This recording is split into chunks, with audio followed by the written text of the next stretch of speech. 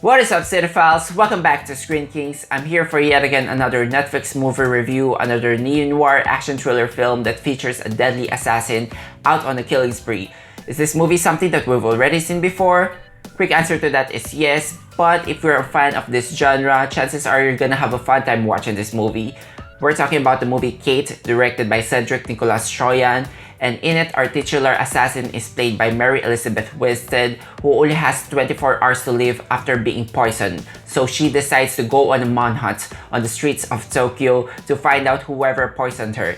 Now, that doesn't seem to be a bad idea considering not everyone can avenge their own death. So if it's the last thing that you're gonna do, then why not, right? Now, I'm not gonna beat around the bush, but this subgenre slowly starts to become oversaturated, even if it's the case of female assassins. Ever since the movie John Wick came out, every single film that came out after that features an assassin on a neo-noir setting will instantly remind you of the movie John Wick.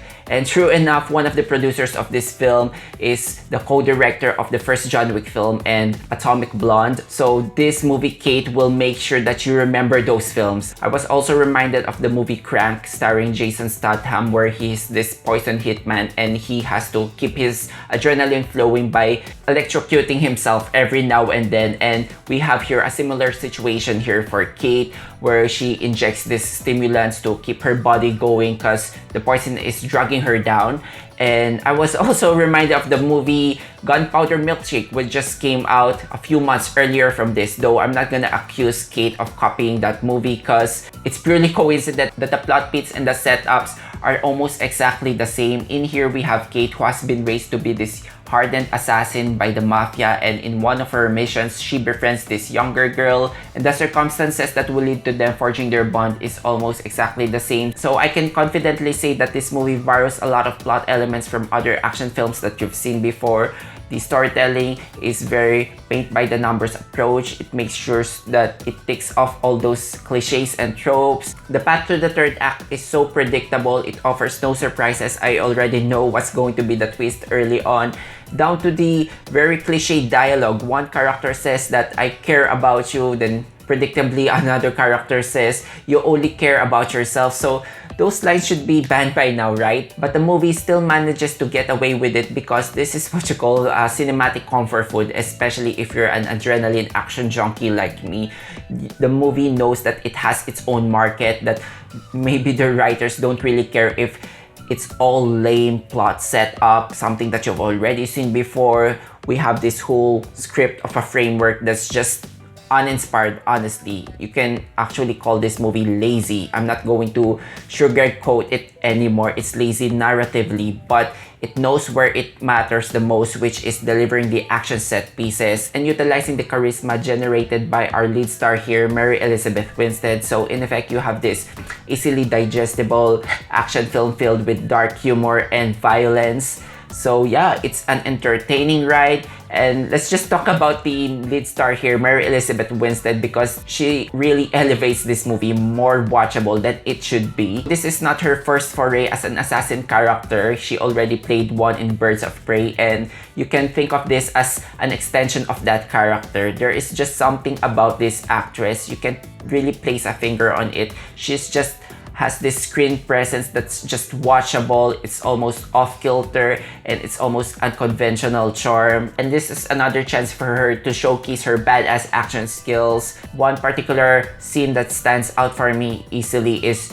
a scene that takes place in the Japanese restaurant involving Yakuza members. During the process, she accidentally gives herself a haircut, which is really cool. I also love the editing and the camera work that went on through that scene. And in general, I think the fight choreography is very slick. The movie very much earns its hard R rating with all the body counts here. Kate sustains damage from her battle wounds. She's progressively getting worse. She's quickly rotting from the inside out, so some of her teeth are falling. She keeps on puking and blood will come out on some unexpected places. So it's a bit of a gross, and there's some suspension of disbelief, of course, required in these types of film, because how can she possibly withstand all the hardships that she faced in this movie? But Mary Elizabeth Winstead sells the anger and the fatigue very well that you just don't care. And yeah, she's a Terminator.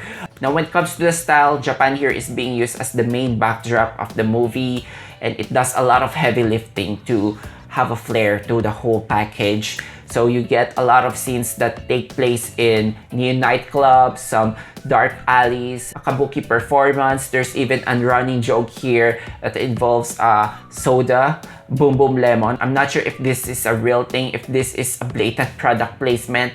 If it is, then cringe to the producers. But either way, the movie made me crave for that drink too. So all in all, setting the movie in Japan is a smart decision. I just wish that they used Japan more than just being an eye candy and really integrate the culture of Japan. One of the Japanese characters here is a young girl named Annie, played by Miku Martineau, and she has a great screen presence here. She sells this tough exterior of a kid who's just deep inside is scared and terrified. The resulting bond with her and Kate, I felt like it needed a little bit of an emotional connection because sometimes it falls on the white savior trope. We have here Annie fangirling over Kate, over her killing machine prowess. Now, as for Kate's backstory, you think that a movie titled after one of its characters is going to be some sort of a character-driven film on some level, but actually it's not, because you only get flashbacks of her backstory, and I think this movie has this reluctance to really dish out what really happened on her childhood, what really brought her into this line of work.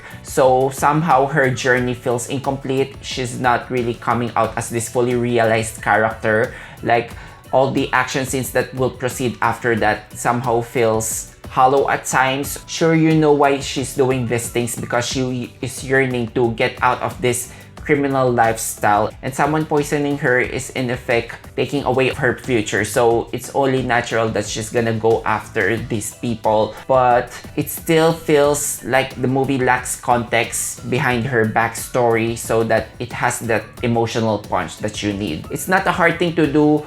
You have this movie John Wick. John Wick basically kills because someone killed his dog, and we are on board with that because we've seen the bond of John Wick and his dog. So I was just looking for that something significant, and it could have been her relationship with the character of Woody Harrelson, who plays his creepy foster father here named Varick. But honestly, their scenes are just so awkward. Woody Harrelson doesn't feel like he belongs in this movie, maybe just because I'm expecting every now and then that he's going to crack up some joke. Their relationship does not strike for me as something that's familial. It's more of this awkward small talk with a coworker, with a boss. So that's what I'm getting, and I wish that the movie worked on the relationship to have that emotional punch that I was asking for earlier. So overall, you're not really gonna get away much from the plot of Kate, and you just have to enjoy it on a surface level, because this film is on a time-sensitive mission, so you can expect that balls-to-the-wall action